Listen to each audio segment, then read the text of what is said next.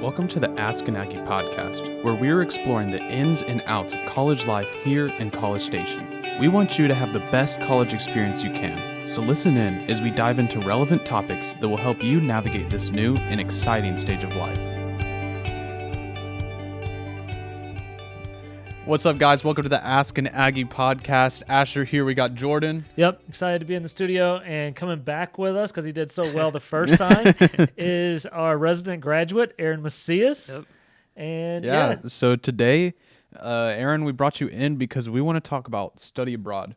It's a huge deal at A&M. Probably one of my biggest regrets from college is not even entertaining the idea of doing a study abroad. Yeah, and I think I could be mistaken, but I'm pretty sure that A&M is at least the public university that sends the most students abroad. Is that true? That is true. Yeah. Okay. We have a good study abroad department. Yeah. So, Aaron, we know you've done a study abroad. So, first off, just tell us, what was that like? What did you do? Okay, so mine was kind of like the atypical study abroad.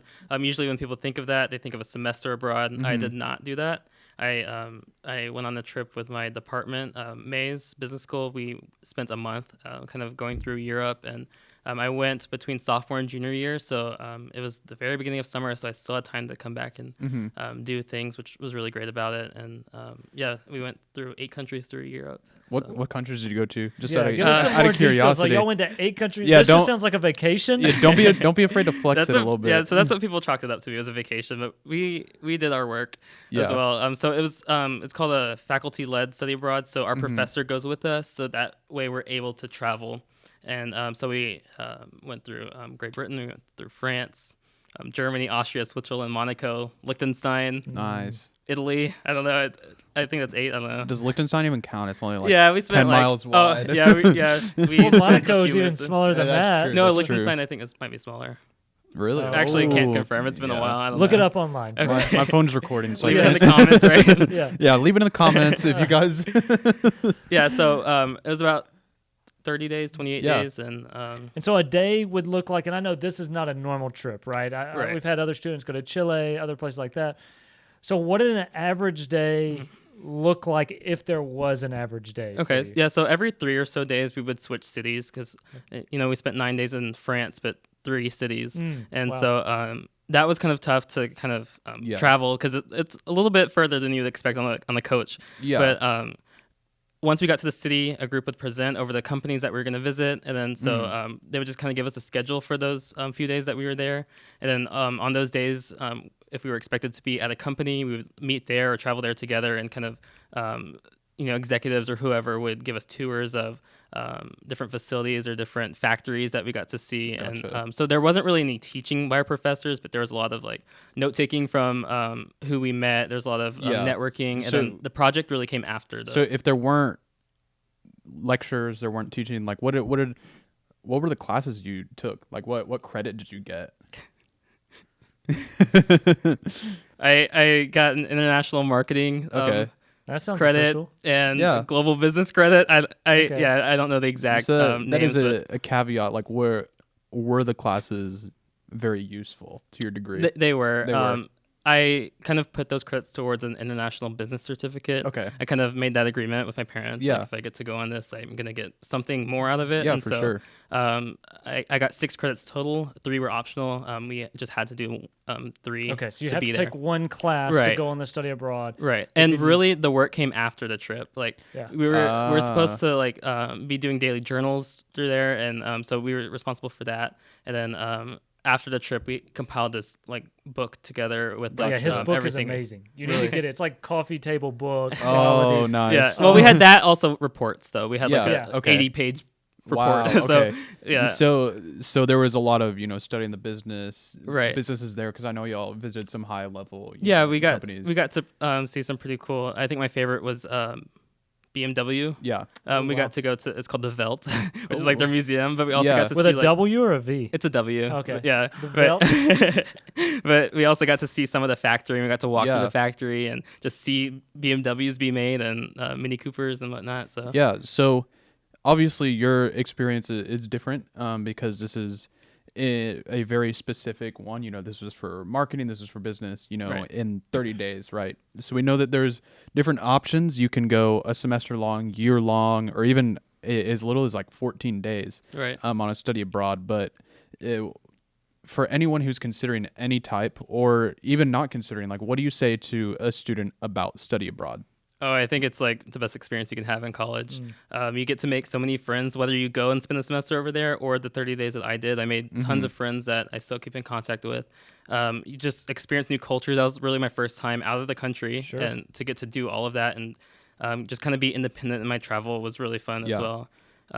It's the best decision I've made in college. How much freedom was there? So you had to be, you'd have to report to the business. You would have to go and do that. You'd have to take your notes. But was there freedom, or was this like a high school field trip where we all have to eat at the same cafeteria and we all have to do this?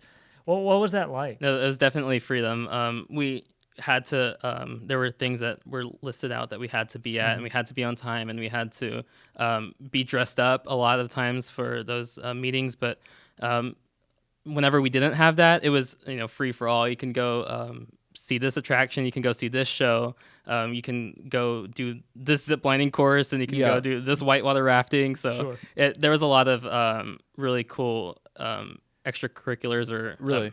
I'd be tempted whatever it's to called, spend a lot, especially because y'all are changing cities so much. Yeah, like, I know. Well, I want to experience it. When's the next time I'm going to be in Lyon? When's the next time I'm going to be in Paris? When's the next time? So that could have been definitely tempting. It did rack up a lot more than we had anticipated. So speaking of money and cost, I don't want to ask you how much yours was or how you paid for it, but what are the options? Because I know that's going to be the biggest thing deterring people probably is the price. Right. So there are going to be ones that are a lot less expensive. I don't know actually of course. how to do it, but I imagine there are scholarships to take even within the university, but also outside the university. Yeah. And I imagine if you go and spend a whole semester, you're going to be in a dorm, so that'll cut costs because we were in hotels the whole time. Well, I know for a lot of the transfer programs, it's like you pay A&M's tuition because it's transfer. Like they send a student pay here, anyways for a semester here. You're going to just pay which is right. ends up being a so very I think responsible doable, situation financially. Yeah, this was just a different scenario where we were in hotels and we paid for the buses. Of course.